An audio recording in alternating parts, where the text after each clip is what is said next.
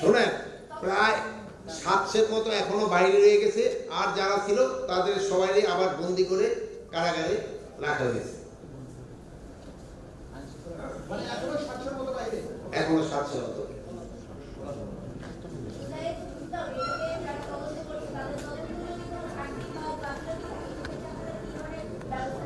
তদন্তে যেন কোন রকমের ঘাটতি বা গাফলতি না থাকে, এই জন্য সর্বোত্তম ব্যবস্থা নেওয়া হয়েছে।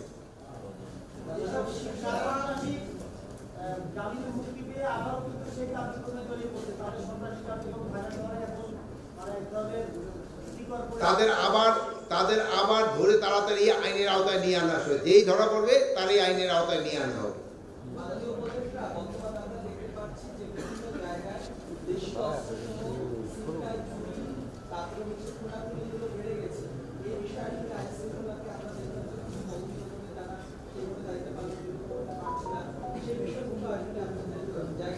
এখন যে জায়গায় আপনি যেটা বললেন আমি বলবো, আপনার সাথে আমি অস্বীকার করবো না, চিন্তায় চাঁদাবাজি হচ্ছে এবং যারা করতেছে তারা ধরাও করতেছে, আবার ছাড়া পাওয়ার পরে আবার তারাও আবার এর ভিতরে করতেছে।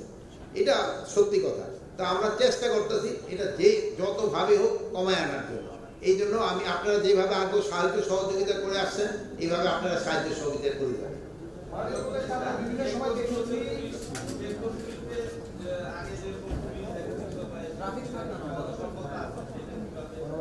পুলিশের স্বল্পতা নাই, হয়তো কাজের আগের মতো উদ্যমটা নাই বলতে পারেন, স্বল্পতা নাই। তাদের যে কাজের উদ্যমটা যেন বাড়ানো যায়, এই জন্য আমরা সর্বাত্মক চেষ্টা করতে পারছি। একজন একজন করে বলেন ভাই।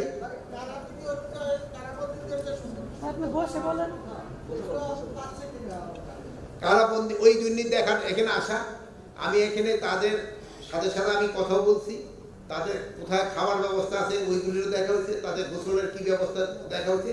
এখানে মোটামুটি তারা তাদের যেটা এন্টাইটেলমেন্ট ওটা পাচ্ছে, কিন্তু একটা বড় সমস্যা হচ্ছে এটা অথরাইজেশনের শেষের তুলনায় বন্দির সংখ্যা বেশি, এই জন্য কিছুটা সমস্যা অনেক সময় হয়। আগে এবং পরে আমরা দেখছি রাষ্ট্রপতি সাধারণ ক্ষমায় অনেক দাগি আসামি জেল থেকে মুক্তি পেয়েছে। এর সংখ্যা কত এবং 5 আগস্টের পরে এখন পর্যন্ত কি পরিমাণ আসামি রাষ্ট্রপতি সাধারণ ক্ষমায় মুক্ত হচ্ছে?